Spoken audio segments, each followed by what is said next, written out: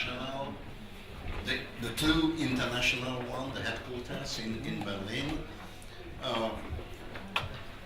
He is quite a well-known person, not only globally but also in Hungary because of his past involvement in developing the city and also working on different transparency and integrity issues in the whole region of Central and Eastern Europe, being former director of that operation at Transparency International, and he kindly agreed to come.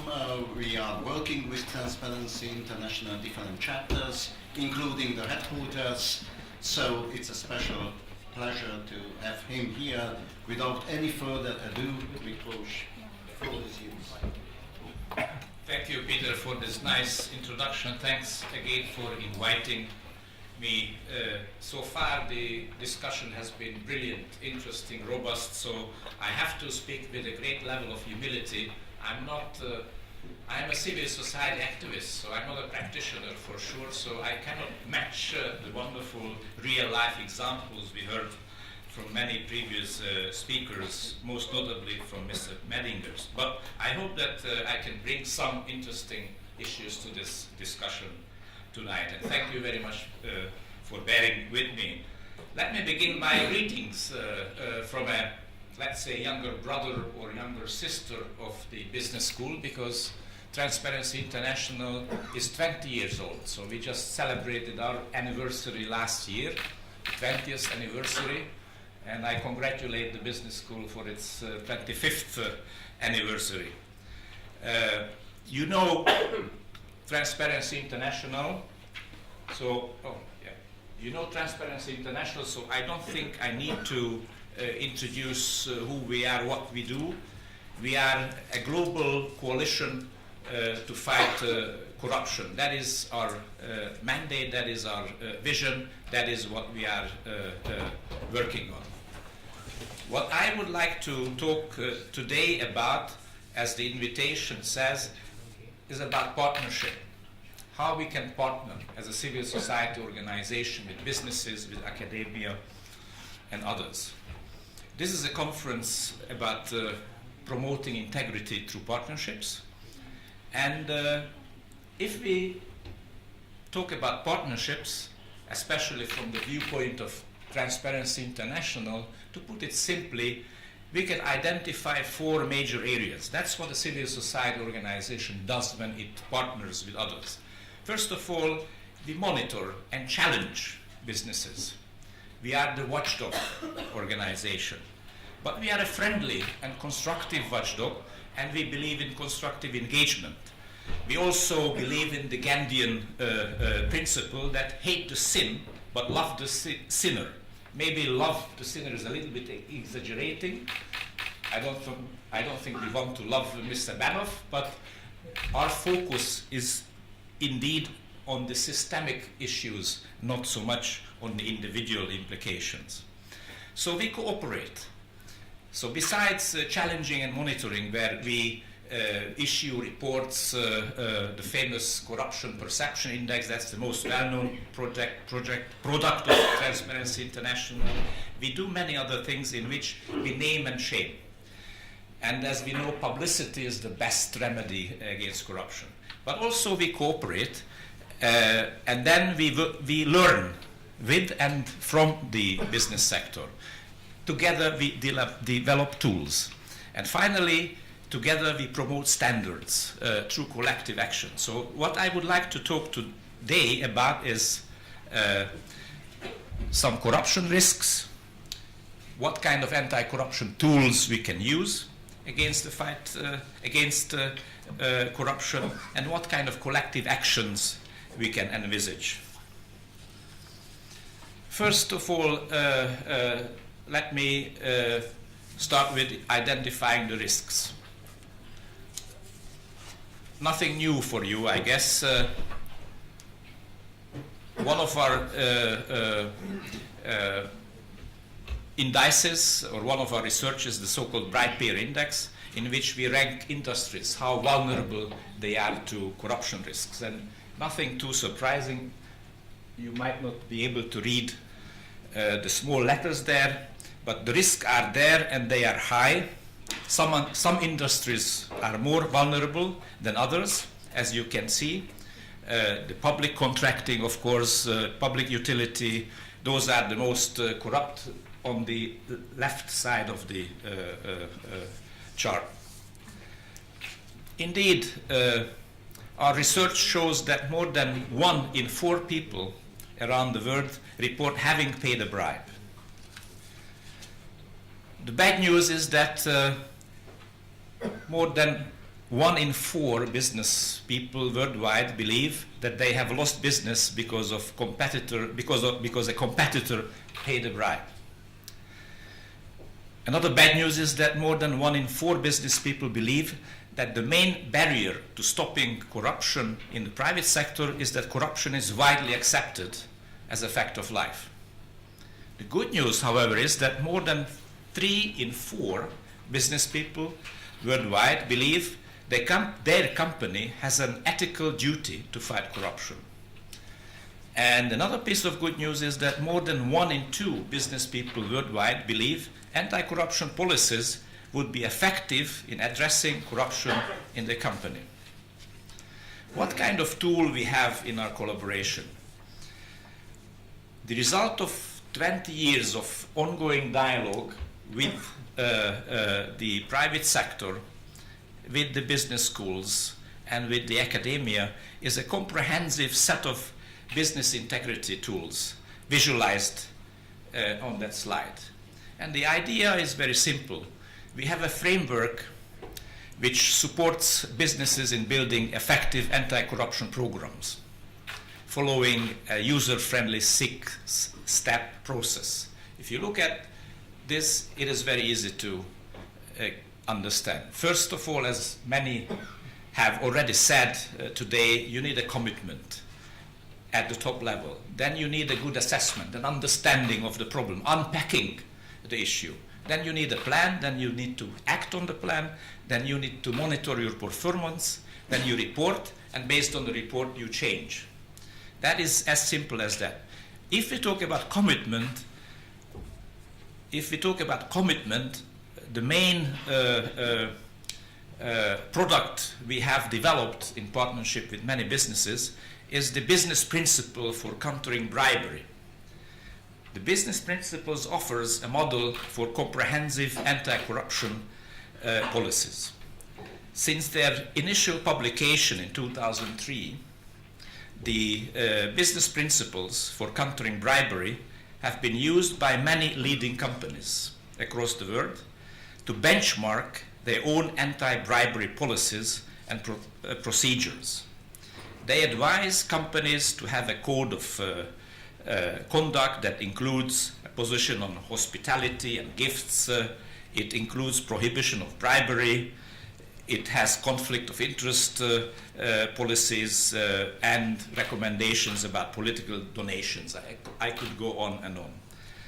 These principles are a classic example of collective action. Business associations, NGOs have produced this business principle for countering bribery. These are the basic framework we recommend companies to use to tackle corruption and promote integrity.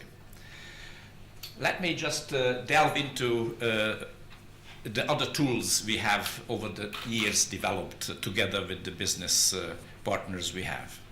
Let me first go to the tool we have, and we call it the resisting extortions and solicitations in international transactions. This is a very simple scenario-based tool for employee training. How to resist extortion and solicitation in international business transactions. It was worked out together with the International Chamber of Commerce, the World Economic Forum, and TI. And the scenarios are very practical and real life. That is where we get a little bit close to what Mr. Menninger has been talking about. It has real life situations, what to do if there is a fee to approve an equipment, to settle a tax dispute, or connect your office to the electricity supply. Then another tool we have is these reporting guidelines first tool on the slide. This includes 22 elements of a comprehensive policy commitment. It measures actually the reporting guidelines give advice to companies how to report about promoting integrity and tackling corruption. It has information about commitment, policy implementations, monitoring, communication, internal checks and balances, and so on and so on. It has been field tested by 19 multinational organizations around the world within the Global Compact framework. I will talk a little bit more later on. Of course, these are self-evaluation tools, and as we know, you should trust but verify. So we have an assurance framework developed as well for independent assessment. Since my time is limited, so I don't want to delve too much into this subject, so let me move to the collective action. And one of our tools we recommend to use is the Integrity Pact. This is one of the early products of Transparency International. In an Integrity Pact, the bidder contractor commits to take all measures necessary to prevent corruption. What is an Integrity Pact? A pact is it is a pact between contracting authority, usually governments, and bidders, companies, and civil society in a monitoring role. It has a set of sanctions in case of break of the pact. The pact is actually a legally binding no-bribe agreement. And if someone breaks it, then there will be sanctions. This is a kind of enabling agreement. It enables companies, most importantly, to abstain from bribing and other corrupt practices by assuring competitors will also do so, and government officials won't demand it or expect it. But it also enables governments to abstain from corrupt practices and reduce cost of contracting. It brings in to all parties the assurance that the others won't request, pay or accept bribes or won't collude. By leveling the playing field, it allows those who would rather not commit corrupt practices to do so. It is another important element of the Integrity Pact is that it is monitored by civil society, as I mentioned.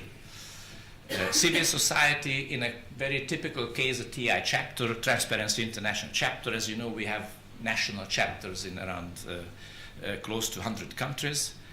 Civil society should monitor all phases. The civil society organization, since it doesn't have the necessary expertise, can appoint an external independent monitor. Cost of the monitor often covered by authority. Monitor has full access to all documents and meetings. And if the monitor takes a suspicion, then first the monitor reports to the authority head. If no corrective action is taken, it goes to public prosecutor or to the public if there is no other remedy.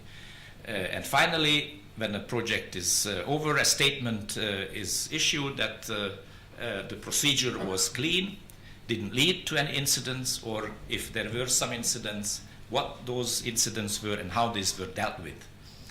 Of course, the Integrity Pact is more like a preventive tool.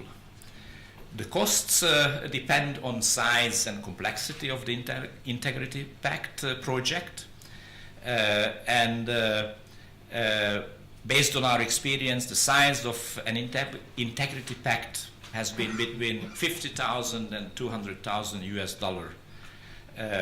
For instance, costs for the Mexico's hydroelectric dam La Yesca were about $68,000 US, and the total project cost was $760 million US dollars. So the cost of this little additional monitoring is less than 0.01%. So I think it's a good value for money. What are the experiences so far with integrity pacts, which is a very robust, very simple tool, and that's why many are skeptical about that. We have had more than 300 integrity pacts in the last 10, 15 years in more than 15 countries. You see the industries where we applied integrity pacts and the countries. If we want to summarize the results, the expected and positive outcomes of the integrity pacts, we can say, first of all, that they bring to savings, significant savings. In Colombia, for instance, savings ranged between 5% up to 60% of contracts' official budgeted price. Another example, the Pakistani Karachi Dam. Savings of more than half of the initial budget price. Then if I go to Ecuador and I look at the Mazar hydroelectric dam, which was assigned for $360 million US, 90 million less than estimated. Another Pakistan steel project. There the final contract price was $62.5 million US.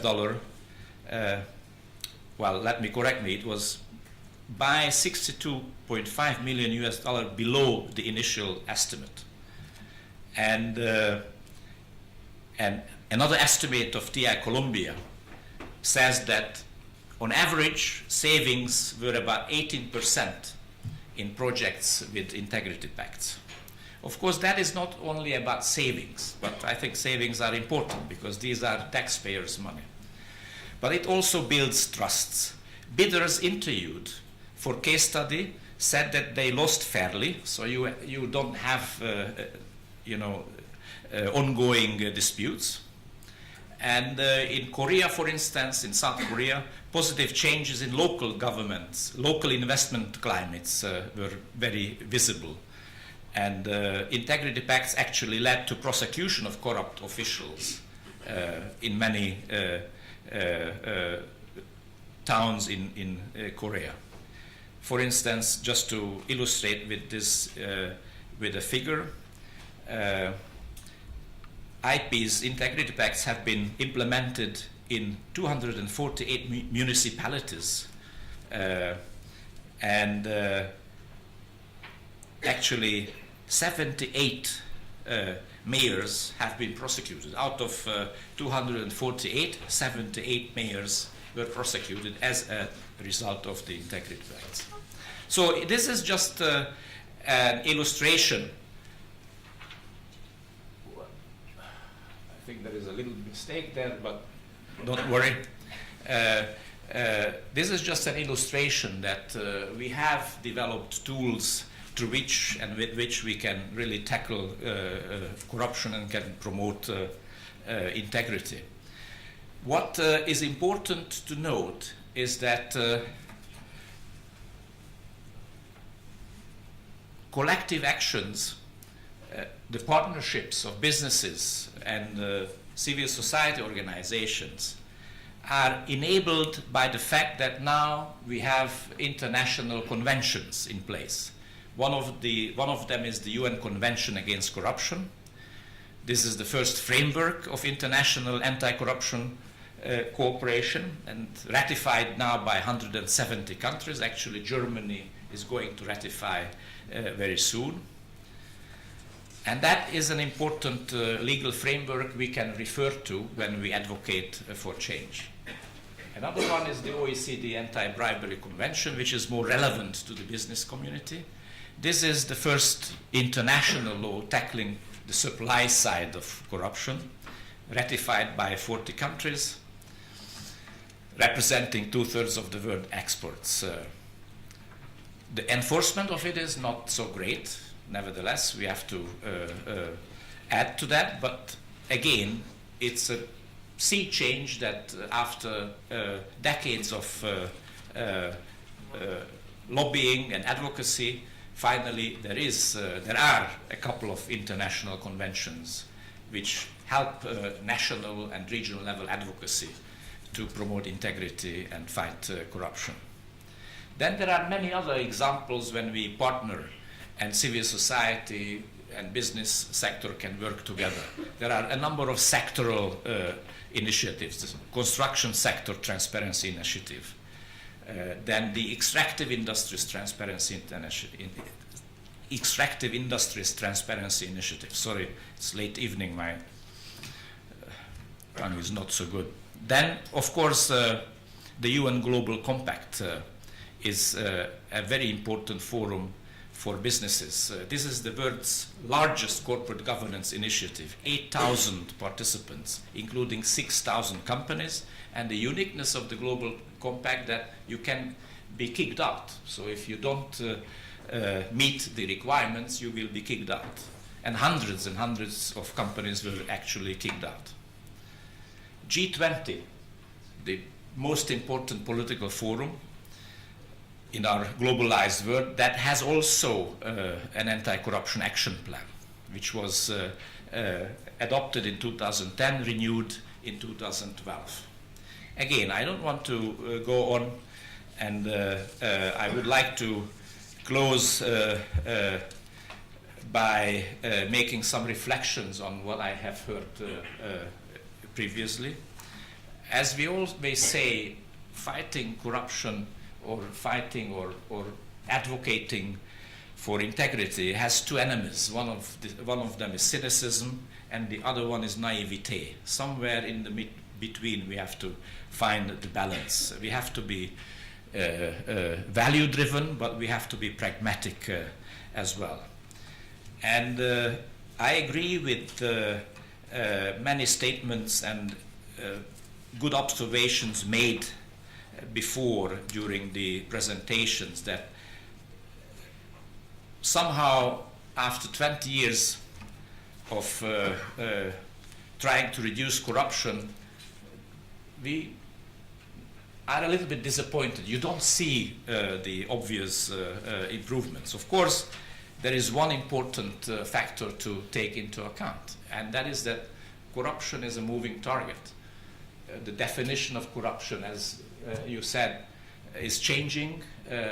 What is considered corruption today was not considered corruption 20 years ago. So I think the climate has improved a great deal. The tolerance has gone quite down against corruption, but we don't feel that because this is a permanently changing environment. But I think there is a sea change in the fact that the sensibility, the awareness of the issue of corruption is much higher than it was 10 or 20 years ago. And I think that is itself good news. Another lesson I share with my fellow speakers is that, yes, we have to unpack corruption. It's not terribly practical and useful and helpful to talk about corruption and integrity in general terms. You have to unpack the issue of corruption. You have to define what you are talking about, and also agree that in many instances, in many countries, over-regulation adds to the problems instead of reducing it. It's easy for a consultant to visit the country and to produce a list of necessary piece of legislations in a week. But we all know that this is not terribly helpful. So reaction to complexity is wrong if it leads to more complexity. So there are lessons we all share, even in Transparency International. So let me finish by using a very well-known Gandhian phrase again, and that is, where we are between cynicism and naivete, and what chances we have in fighting against corruption and promoting integrity.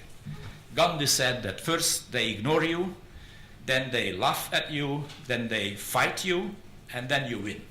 So thank you very much. Happy anniversary to the business school. Thanks.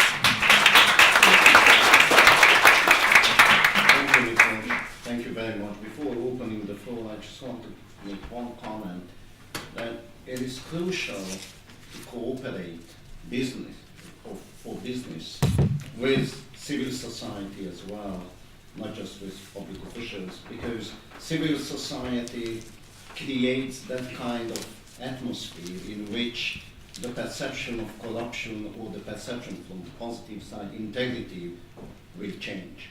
So if we want change, it's not enough only to rely on business, but we need the partnership. By the way, the business school, the center, is preparing a case study on the first integrity tax here in Hungary. And we already have some very interesting insights how difficult this process is, how many legal nuances there are, how many unexpected hurdles we face. So I think it will be also useful for refining integrity facts at Transparency International as well. Now the floor is yours if you have any comment or question. Yes?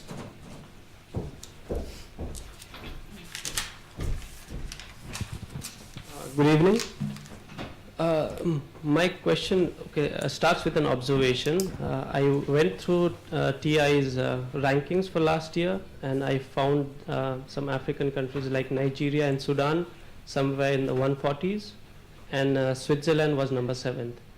So this was surprising to me because back home, every corruption case is invariably linked to a Swiss bank account. And by providing such, iron curtain secrecy, these banks encourage money laundering, tax evasion, and other such activities. So my question is, why is there a different yardstick for measuring corruption and for measuring integrity? That's the question we receive almost after every presentation we make, and you have a very sound point.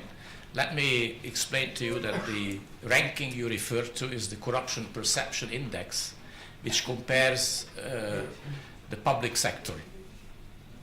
So it describes how effective and how well governments perform against corruption. So if you look at the Swiss public sector, I think you can say that if you look at the Swiss civil service ethics, I think they are pretty good and strong.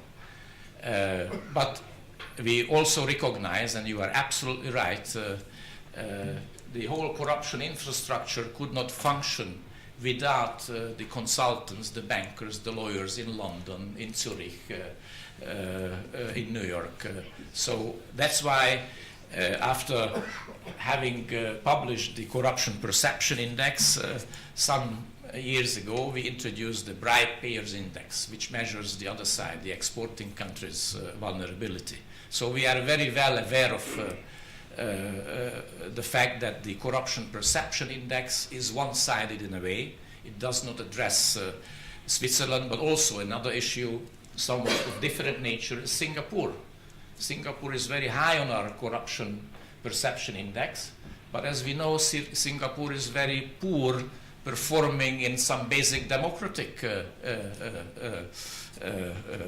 frameworks. So the Corruption Perception Index is what it is. It measures without too in-depth sophistication of the perception of the public sectors of the country. But I think it is a good observation, and you are right that the fact that Switzerland is high on the Corruption Perception Index does not mean that Switzerland is all fine and there is no need for very dramatic and very robust changes. And that's what we are actually working on with the financial sector. We have a program about financial integrity, and there we focus on London, on New York, and Switzerland, on the financial centers where all this money are laundered. Just look at the Ukrainian monies. The good news actually is that now there is much more sensitivity, and actually the Swiss government, if I'm not wrong, issued an asset freezing order. So I think the cooperation is getting better and better. Is there any comment or question? Both Paul Haywood and you are of the opinion that corruption hasn't really changed very much in the last 20 years. What about the thesis that there was much more corruption 20 years ago, except it was not persecuted, or it was not known, it just was practiced? Because when you think, of course, of what's happened in the United States, with the Foreign Corrupt Practices Act, with Sarbanes-Oxley, my perception is that in the United States, certainly amongst public companies, the excuse that it was the guys in Argentina who bribed somebody at the government does not count anymore. And my perception is that it has been reduced, certainly in the United States. I think Europe is behind, but is following. So is it true that, what do you think? Thank you for the question, because it allows me to make my response a little bit... Miklós, may I just very kindly ask you to be very brief in the answer, because Okay. we have a business panel to go. All right. Short answer, I agree with you that actually the perception and reality can differ. And as I said, corruption is a moving target. In fact, the awareness, the sensitivity, the publicity around corruption has increased, so subjectively we don't feel that actually corruption has been reduced. That's why we are all disappointed, but in fact I think you are right. There is much more prosecution, much less tolerance in accepting corrupt behaviors. Okay, thank you very much. Thank you. Now we come to what we nicknamed the business panel, where we will learn from actual business leaders how they use the modern tools of integrity and integrity education in their own everyday practice. So may I ask the panelists to come up and take their seats.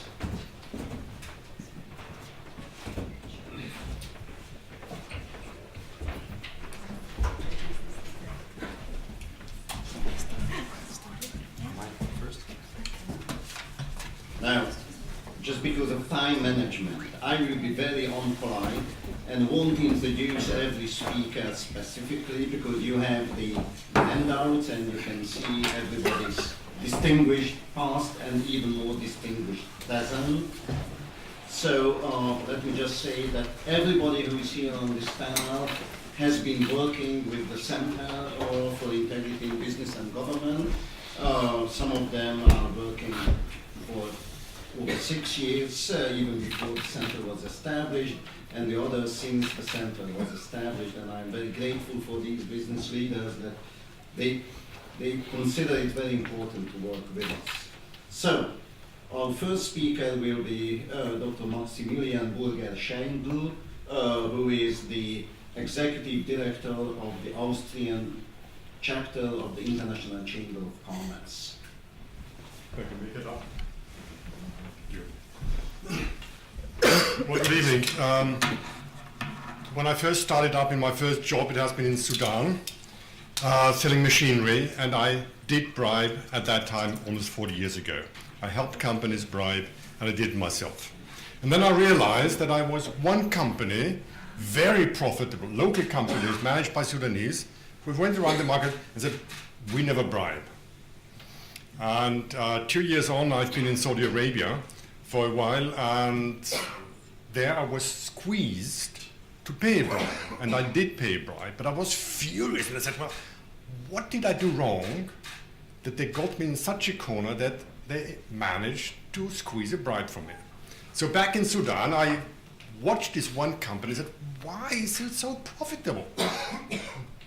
So, I come from business, so business very often doesn't talk about ethics. They talk about profits, profit maximization, risk reduction. That's what it really is. And get the balance. Now, if you look to the neighboring country, Ukraine, you have an ousted president, very corrupt. Probably his assets are now, partly at least, frozen in Switzerland, Austria, and God knows where. Question is, did he maximize his profits over his lifetime? The answer is Probably not quite. And we will see the answer in a few years' time if what I've said now is correct or not.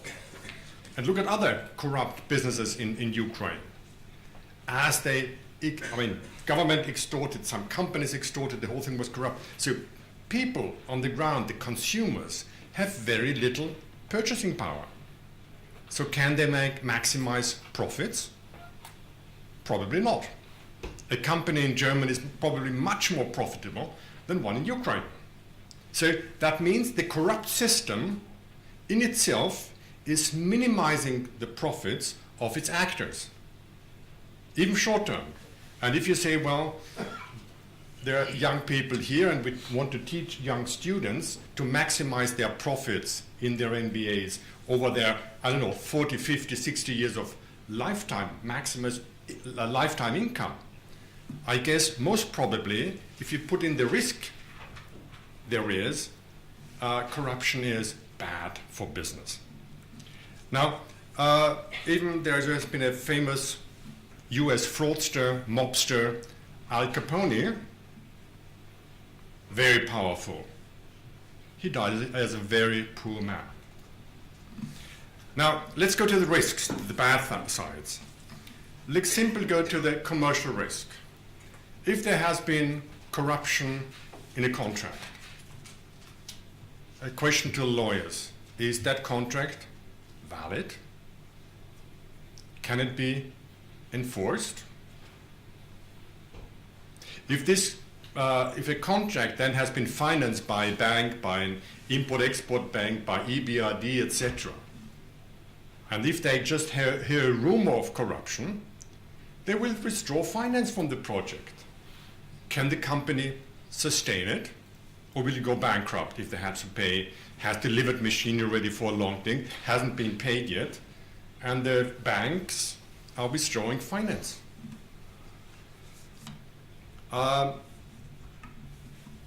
Take this corrupt contract, or corruption with, contract with underlying corruption.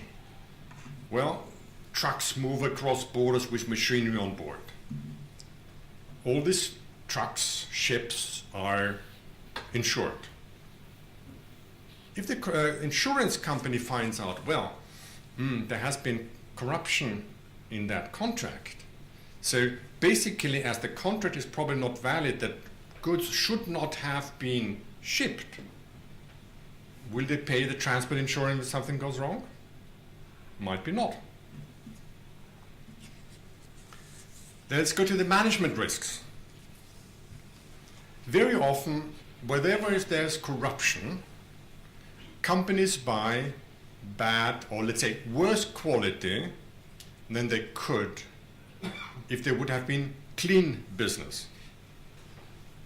Now, if they buy, let's say, a worse quality, probably if they, let's say, manufacture something and resell the goods, they will have more complaints about the quality of this product. So they will have to pay for more repairs, and the profits go down.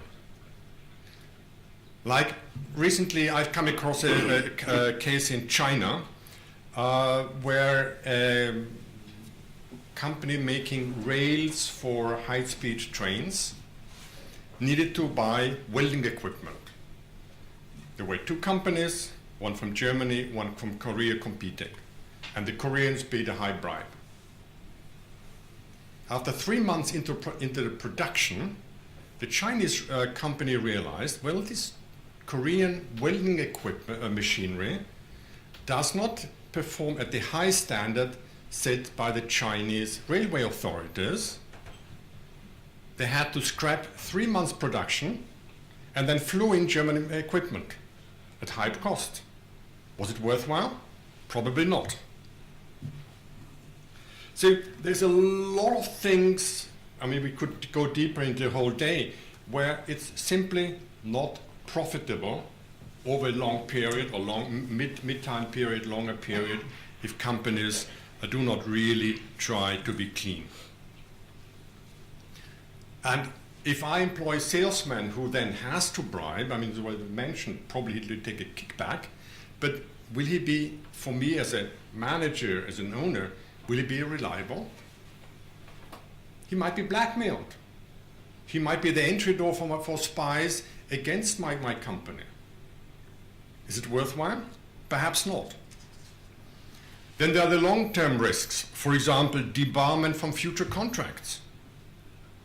Competitors might sue for damages. Then there are criminal risks. Extortion by criminals or mafia.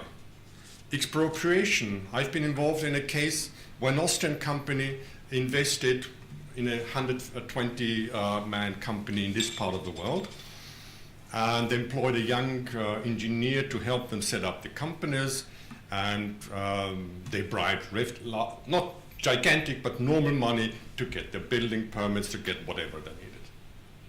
So 2 years into the production, it was very quickly profitable, fantastic startup. The then young engineer, becoming the general manager locally, said, "Oh, boss, don't come anymore." And the Austrian owner then tried again and said, "Well, boss, take care of your children." What happened? That this young, very able young engineer has been in cahoots with the local mafia. This company now, 8 years on, is still owned by the Austrians. It's very profitable, but is de facto expropriated. The Austrians does not dare to go there anymore because of their threats. Worthwhile? Probably not. So there are a lot of things which is negative. Let's go to the good. Even in difficult countries, and I've been doing business from India to China, from Pakistan to Sudan, not elsewhere. Sincere business very often are open for clean business. The best managed companies in each country are very often clean. The second and third class, no, they're not. Innovation. Companies can only sell at the price X in their fee. So they have a choice, either to bribe with money, and then they have less money for innovation and investment, or not bribe, have higher investment, more innovation, and therefore more success in the long run. They might lose short term a contract or two, but in the long run, if they are leaders in their technology, they will always get good business. Then let's go to human resources and recruitment. I mean, Siemens had a terrible trouble after their scandal broke to hire young, bright guys. They shied away. So they got only second-class people for a while. So Peter already shows me I should slowly come to an end. What I would like to say is, if you look at short-term contracts, very often you will come to the conclusion, yes, I might want to bribe.